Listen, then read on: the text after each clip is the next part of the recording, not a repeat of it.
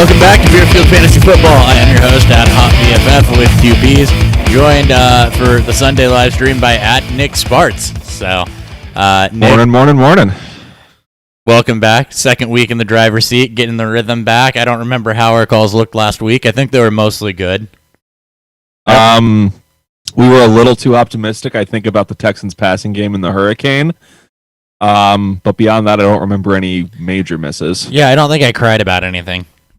Which, by the way, that's the thing that happens if I give you guys bad advice. I typically cry myself to sleep over it. And how bad it is depends on how far into the week that lasts. Right. It does. So, not an amazing... I think looking at this slate of games this week, there's only like two that I'm particularly interested in outside of Monday night. Or that I'm just like, I need to make sure I watch this. And it's Atlanta, New Orleans, which more on that in a minute. And I want to say Minnesota and Dallas. And that's just because you think it's going to be a fucking shootout? Basically, yeah. Looking at some of these other games, it's a little gross. I mean, Cincinnati, Washington, they're evenly matched, so that could be surprisingly good. Pittsburgh, Jacksonville should be a stomping. Houston, New England, I feel like is probably going to be ugly. Titans, Ravens, I like. That'll be a fun game. Maybe. That has the potential to be a little ugly as well. I mean, I'll probably keep an eye on Dolphins, Broncos to watch future Coach of the Year, Brian Flores. Yeah, I will too. And, Swag Lock, because I still love Drew Lock despite some of the unevenness. But, yeah. And Sunday night, Chiefs-Raiders should be a good game. Yeah, that'll be good. Chiefs going to go for a little bit of revenge. Oh, and Packers-Colts. Yeah, Colts don't do it for me. They don't do it on the offensive side of the ball, but they have a good defense. They have a good defense. But, yeah. So half the game will be good. Yes. The half where the Colts are on defense and Green Bay's on offense. The other half, not so great. Indy and Baltimore are about the same way for me, to where the offenses and just the lack of dimension to them really bothers me and is hard to watch. Yeah. Well, and then on top of it, last week, the Ravens defense just fucking rolled over and died against the Patriots, it kicked me out of a survivor pool, so that pissed me off. Alex Locke is dead to me after last week. Cost me a W. Yeah, well, Yeah, I had him going in Scott Fish. I don't see Drew Brees playing with rib injuries. Just saying. Well, he didn't throw 4 fucking picks. So maybe it would have been better if he didn't, but, still. All right. Let's go ahead and get into it. I want to start with something that's going to be probably one of our biggest talking points as I skip around here a little bit.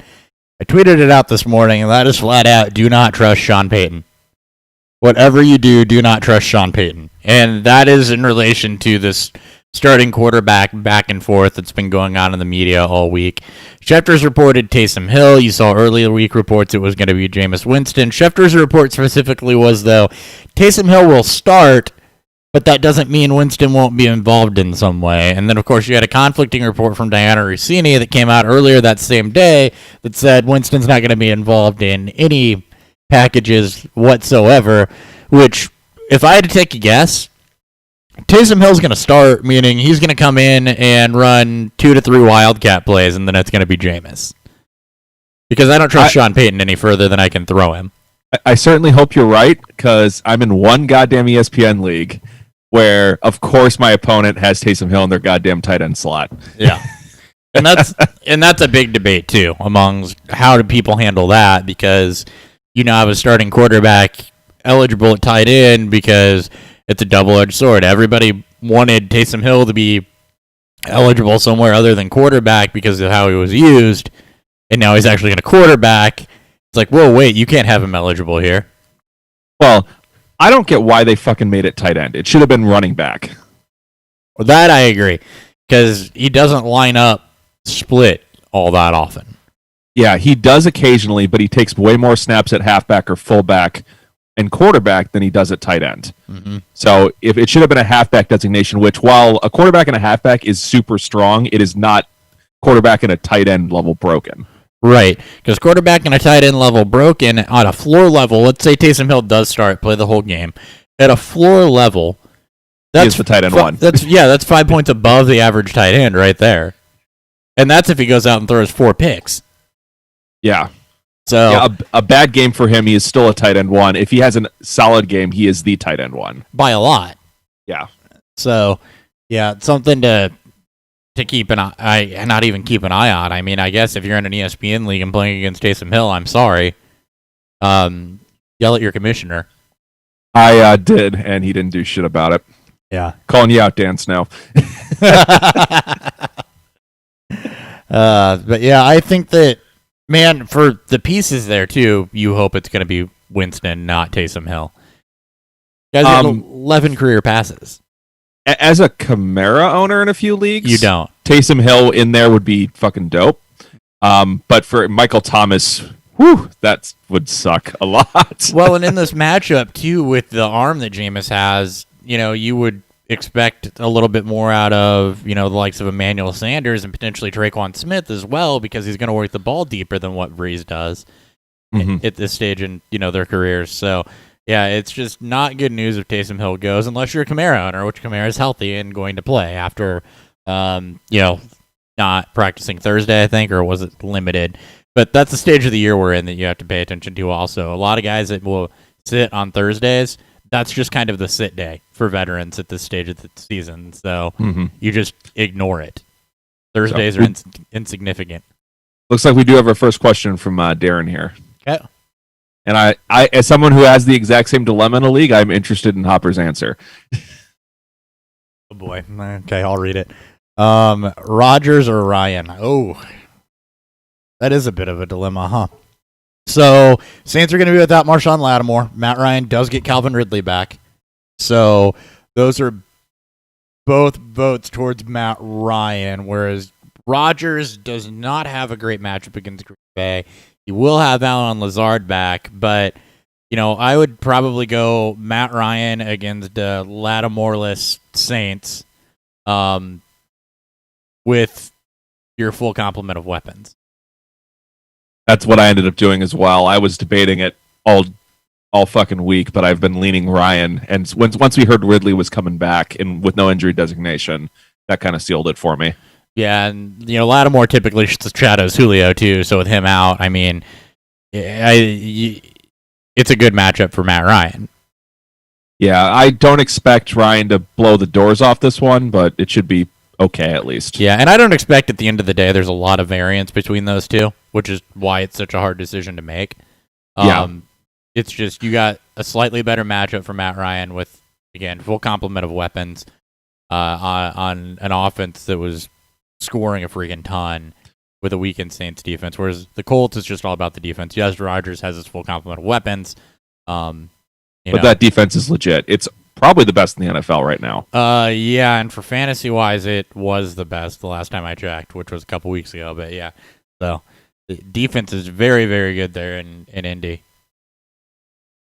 So yeah, no, that's a good question to have, though. It's a good problem to have.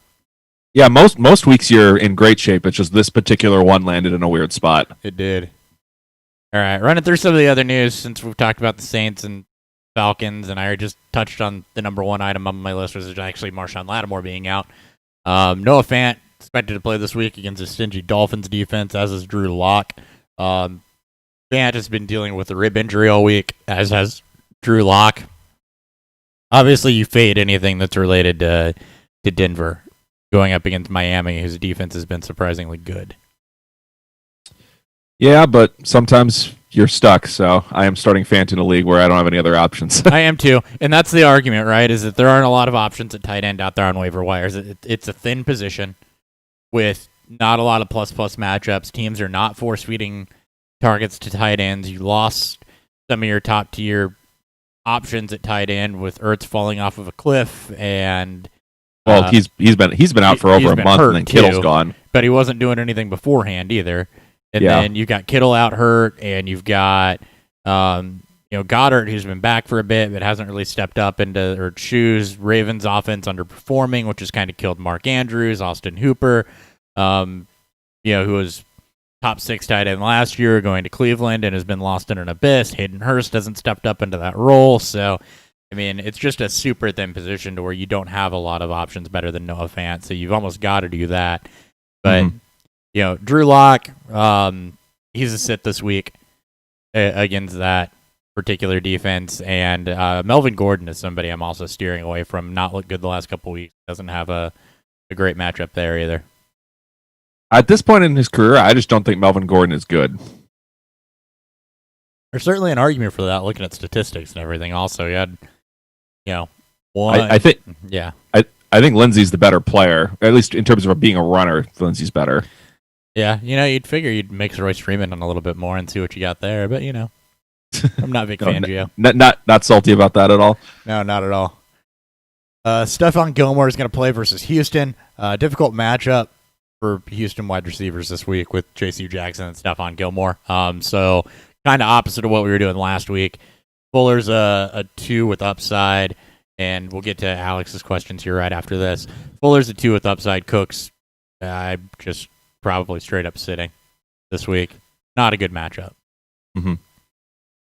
More quarterback questions. Big Ben or Matt Ryan? Ben. That's easy. Yeah, it should be a cakewalk of a matchup there. With and and even when they're leading, they don't stop throwing the goddamn ball, to my annoyance. Yes. My annoyance that I picked up James Conner someplace this week. Yes, he was available. Waiver wire roulette league, no benches. So, yeah, last week they were up big on Cincy, and they still kept throwing the ball, and Conner only had like 11 touches. It was really annoying. Yeah. So I expect they'll do the same against Jacksonville this week. Kirk Cousins or Matthew Stafford? On to something a little bit more interesting. Stafford's got.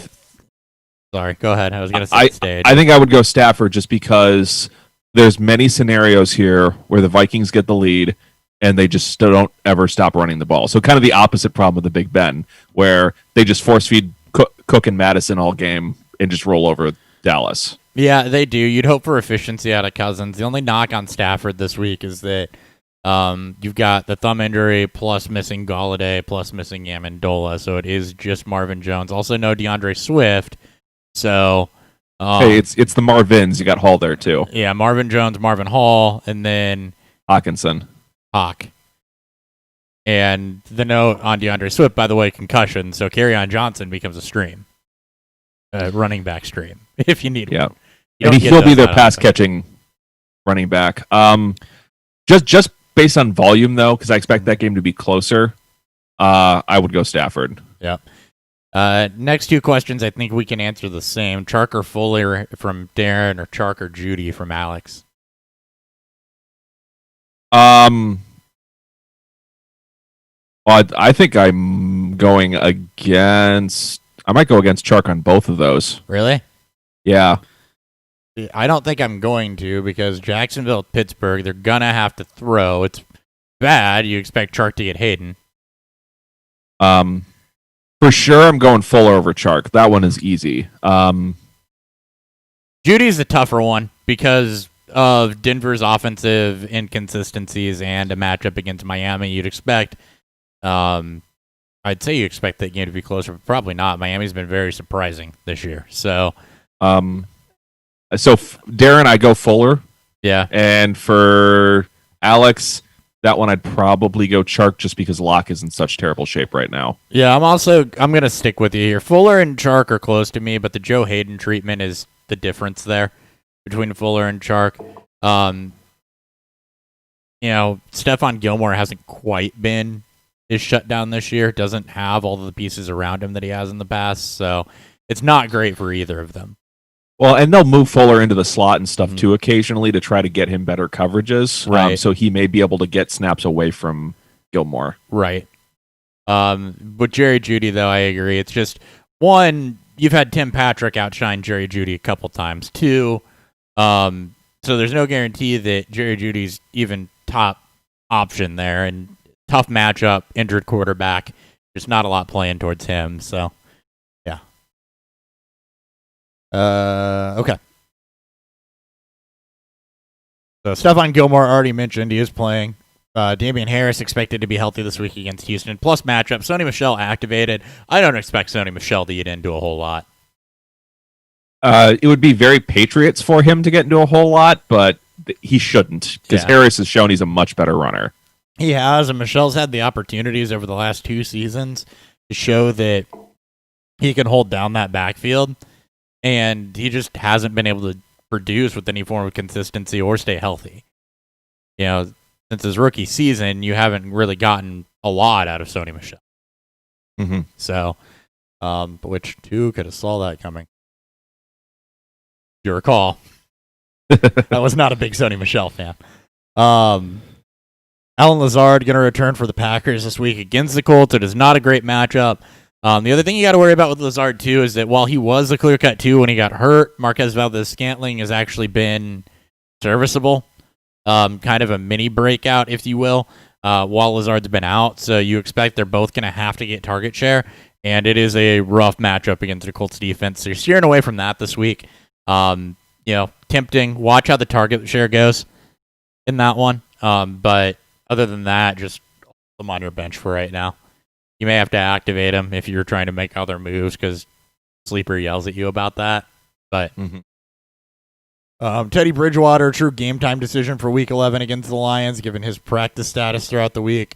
Likely going to play. His backup is P.J. Walker. Have been some reports that P.J. Walker and Will Grier could get into a situation where they're alternating series, which you hear that a lot as a good idea in the NFL, and I don't know that I've ever seen it happen.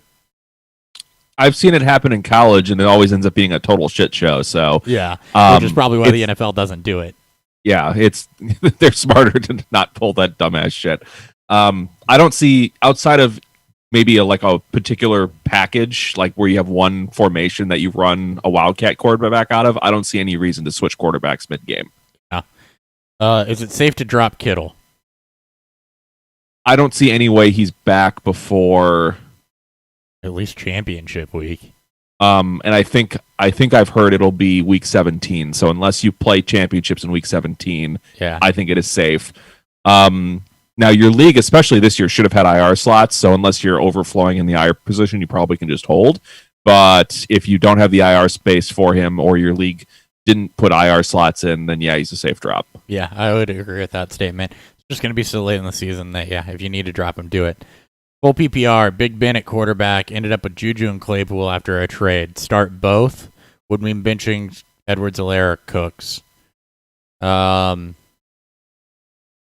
So I would almost start Claypool over Cooks. I'd probably keep CEH in, though. Well, you said or, so I'd probably Juju, Claypool, and CEH as the trio. Yeah, I would do that. I would steer away from Cooks. So, Juju, Claypool, CEH. I had to think about that one for a second. Juju, your only concern is that this game gets out of hand, but as Nick mentioned earlier, they will keep throwing. And Claypool's just got so much boom to him against a weak defense that Claypool is what Brandon Cooks would have been 2 years ago, something like that. Yeah, the debate for me was between CEH and Cooks. I'm definitely starting both Juju and Claypool this week. Yeah, and CEH was cleared after illness and stuff, so you do have Lev Bell, but, it's still been a split. Keelan Cole or Nelson Aguilar? I know it's Chris.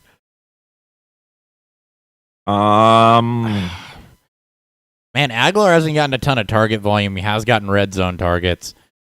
Cole has gotten more volume and shouldn't be stuck with Hayden in a game where they'll have to throw. I don't trust this call, but Cole? Yeah, I'm kind of with you. I'm going to look at this real quick. But Keelan Cole, 7 targets last week. And the punt return touchdown. And the punt return touchdown. Also a receiving touchdown. Previous 2 weeks before that, though, I believe is when Luton took over, just 2 targets and 1 reception for him. I'm still going Cole. I think that you have to game script how this is going to go, which is I'd expect Jacksonville to be down against Pittsburgh, and I'd expect them to not try to throw towards Joe Hayden, who you'd expect to have a DJ Chark almost the whole freaking game. So that should open up Keelan Cole a little bit more. So, yeah, I'm going Keelan Cole. I don't like it, but I'm going to lean that way over hoping Aguilar catches a touchdown, because Aguilar's target volume, if I recall correctly, and I'm going to check myself on this, just has not really been there. 2, 3, 4 the last 3 weeks. So season high is 9. That's the only time he's been over 5 targets in a game. So Cole's the better option out of that. Alex said thanks for the Cole start last week. You're welcome.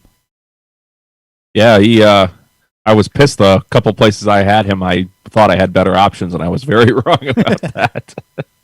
No, he wouldn't have saved me in Scott Fishbowl anyway. That was block sunk me completely. Yeah, because you went negative there. Teddy Bridgewater is active, by the way, based on that last note I gave. So it will be Teddy Bridgewater starting for Carolina. Irv Smith active for Week 11 versus Dallas, plus matchup, potentially negative game script though, as you mentioned. So no, expected to play. That's a 3:00 game. He wouldn't be active yet. Yeah, well, it was reported the way Roto World had it termed that he's going to be active, as he's expected to play.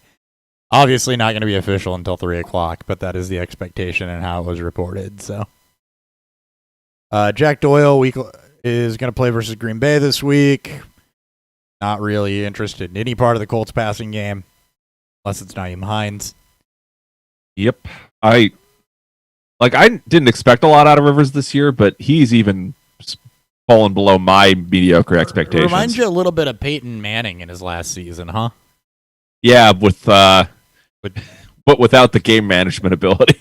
Right, and without the Colts defense is good, don't get me wrong, but they're not.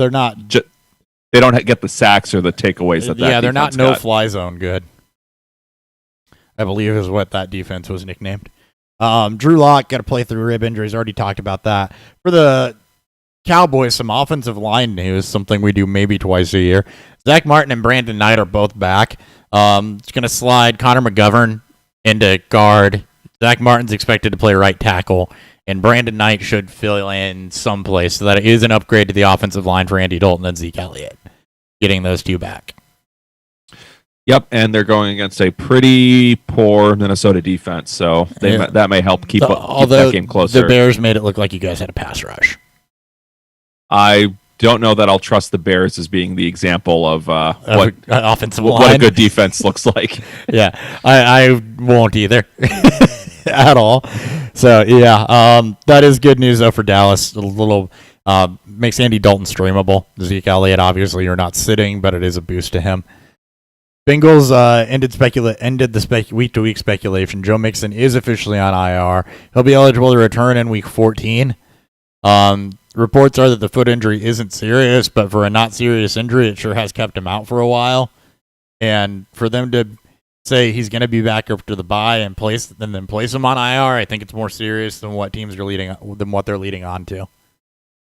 So if you have him, even if you don't have the IR spot, I would hold him, because here's his 14 through 16 schedule: Cowboys, Steelers, Texans. So 2 out of 3 are amazing. 2 out of 3 are really good.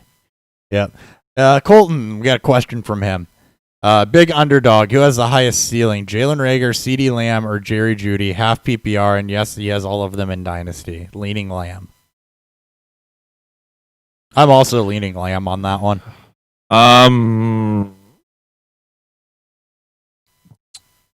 Last time Dalton started, Lamb and Cooper saw a tie for top billing on targets. As you mentioned, Nick, it's a good matchup for the Dalvin Cook Vikings, which means that I expect Dallas to be playing from behind and to have to throw. Not a whole lot of pressure on Andy Dalton there. We already talked about why kind of down on Jeudy. It's Lamb. Yeah. Because Reagor, they're going to be playing in some pretty heavy rain today. Mm-hmm. So there may be a disincentive for them to throw. And then Jeudy, the lock issue. So yeah, it's Lamb. Yep, you're leaning right. Which, never mind. No political commentary. Bengals, we already talked about that. So yeah, Gio Bernard has been relatively startable, at least streamable, every week that Mixon's been out. So that's where you're looking there. Talked about Sonny Michel earlier in the show. TJ Hawkinson removed from the Week 11 injury report. They will be without Kenny Golladay and Danny Amendola, so I'd expect him to get a little bit higher target volume. Good. Yeah, good. I want him to use Hawk more. Kamara returned to practice. Talked about that. DeAndre Swift, concussion, so he'll be out this week. Makes Kerryon Johnson playable. Is a plus matchup against Carolina. We don't expect Adrian Peterson at this stage in his career to get, every touch or the receiving work. So Kerryon Johnson will have some involvement this week, picking up some of what DeAndre Swift leaves on the table. Calvin Ridley going to return this week, as we also already mentioned. They just made him inactive. Who? Darren just said they made Teddy Bridgewater inactive, but I had a Roto World report that says Teddy Bridgewater is active for Week 11 against the Lions. Now I got to go to Twitter because typically lean on Roto World. Oh, there it is. Schefter, after initially saying that he would be active, they are deactivating him now, so it will be PJ Walker. Yeah, crap. That means I might actually win in the listener league this week. Yeah. Yeah, I went and found Schefter's tweet, Colton. It was... so they misreported him as active initially, it seems. Yeah, he was reported as active at first and then was inactivated. So PJ Walker, former XFL standout, what you can expect from PJ Walker if you have to run out there and play him, which I have PJ Walker somewhere where I need to go start him. I just got to remember where that is. I know I've got Stafford in not Stafford. I know I've got Teddy in one place that I got to figure out if I put Stafford in over him or not. But what you can expect out of PJ Walker is he has the ability, from what we saw in the XFL, which mind you is not the NFL, has the ability to extend plays, does have the ability to pick up yards on the ground, so there should be a decent amount of floor there, especially against Detroit for PJ Walker. He was the best quarterback in that league, so solid accuracy, again, playing against a lower level of defense, but he is... that's not nice to the Lions. I don't care. So PJ Walker, a bit more mobile than Teddy, a little bit more willingness to stretch the field. So is one of the most exciting players, at least as far as the XFL is concerned, to watch play. I'm excited to see what he does in the NFL. I'm excited to see what he does with his first start. And again, if you're in a pinch and need to go out there and flex somebody in, PJ Walker is a good person to do that with. Because I expect there will be rushing floor there. Did I sit? Nope, I still had Teddy going, so I got to swap Teddy for Stafford. Which, whatever, they're about equal to me.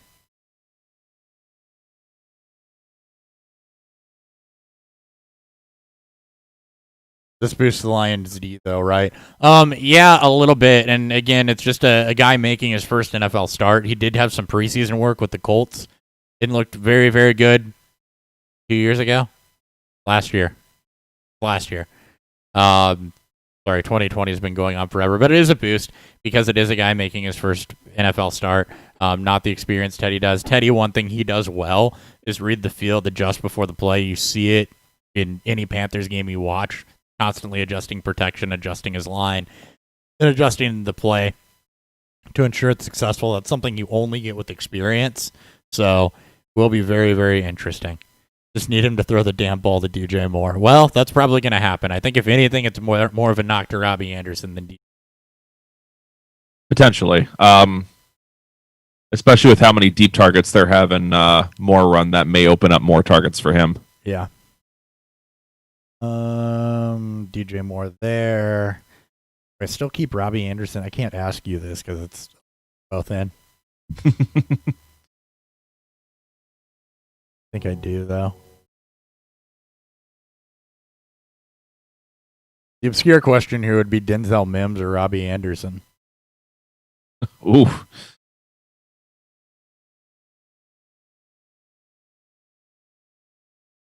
But I have to answer that one myself. I'm honestly leaning Mims. But it's Joe Flacco, so should I be? Because Darnold's out this week.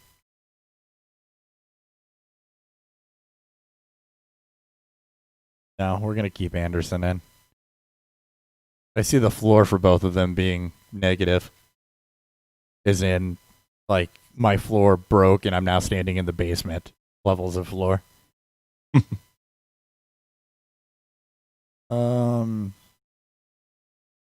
can adjust my lineups after this show. Anything else new?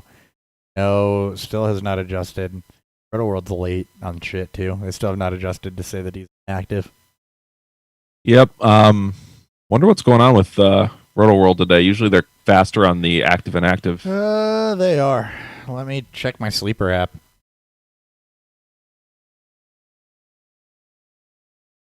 Yeah. Oh, okay. So the initial report was actually, they didn't fully report this either, that while Teddy Bridgewater's active, PJ Walker was going to start regardless. So it sounds like they made him inactive. PJ Walker will be the starter, and then Greer's the backup. Greer's the backup. Yep. Don't expect any of that back and forth stuff that, you know, you may have just heard about. Michelle's not playing today, apparently. Oh, good. Well, that's an indictment on him, isn't it? That they activated him off of IR and decided, no, we just really don't need you. Mm-hmm. Here's one for you. You're not in this league. Start 2, Tom Brady, Jake Luton, and PJ Walker. So start 2 of who? Tom Brady, Jake Luton, or PJ Walker. I mean, Brady is a... Brady's a definite. Really, Walker. You know what? I would... Yeah, it's Walker, man. YOLO, we're going Walker. Laton does not look good, and they're facing the fucking Steelers. That's a hell no. Yep.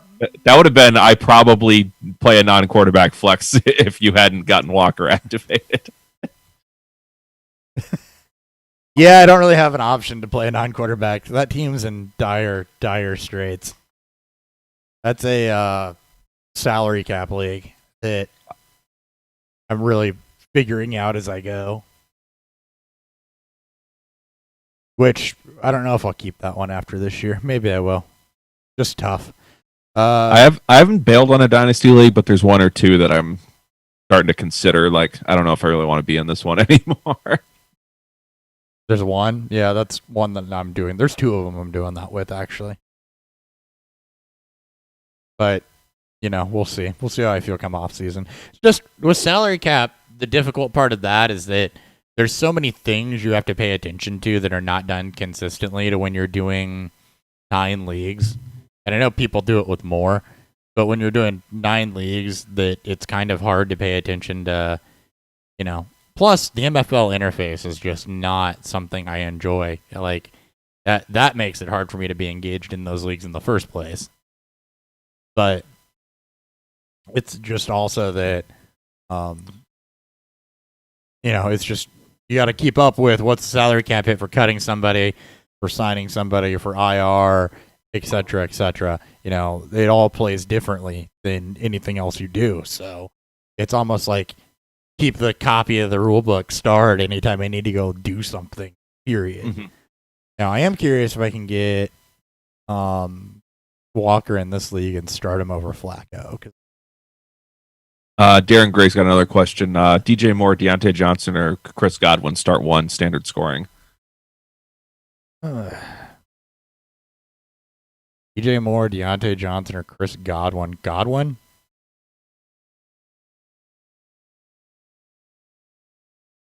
I do like Deontay Johnson's matchup this week, though. He's getting volume, too. He just likes to hurt himself every 3rd week and go MIA. Yeah, and if they were to, for some reason, go away from the pass, which I know they don't, Godwin just has such a safe floor with touchdown upside that I don't know how you don't start Godwin. I think if you need a blow-up player, I think it's Johnson. If you're going for medium or safe, I would go Godwin. Yeah. Because Johnson, I think, for sure has the highest ceiling of those 3. But he just has a penchant for wanting to get hurt and leave in the 2nd quarter. Yeah, and there's a real chance that he could end up lesser than Godwin does. I'd expect that majority of the game Ramsey's going to be on Evans. So. Well, yeah, because Godwin runs out of the slot, so Yeah, exactly. Ramsey will be either on Brown or Evans. Evans, yep. So, yeah, it's a lot safer floor there. And you figure that, again, when you talk about who do I play away from, you play away from Jalen Ramsey. Yeah. Especially when you have the option to play away from Jalen Ramsey. And Tampa Bay definitely does. So, I got my only Stafford thing out of the way. Unfortunately, could not do a late pickup and start on PJ Walker. So, we'll give one more check here in news real quick because we roll up towards the 11 o'clock hour, see if there's anything else there. They're still really low. Adoree Jackson not playing for the Titans. Adam Humphries is out, which was expected. Got blowed up. No surprises for New England. Yeah, no surprises for Detroit. Washington. No surprise inactives there. Jaguars, Minshew, Shenault, that was fully expected. And that's the end of the inactives that are showing up on Roto World. I've got nothing new on Sleeper. Last call for questions here before we wrap this thing up within the next minute or so.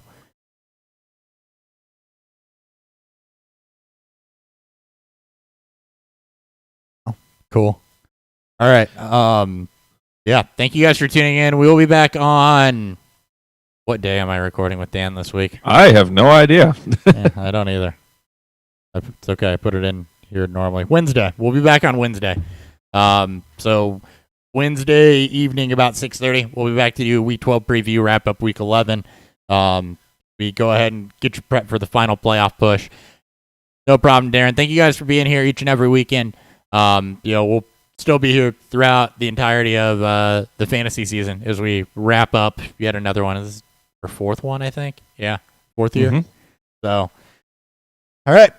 Until next time. Later.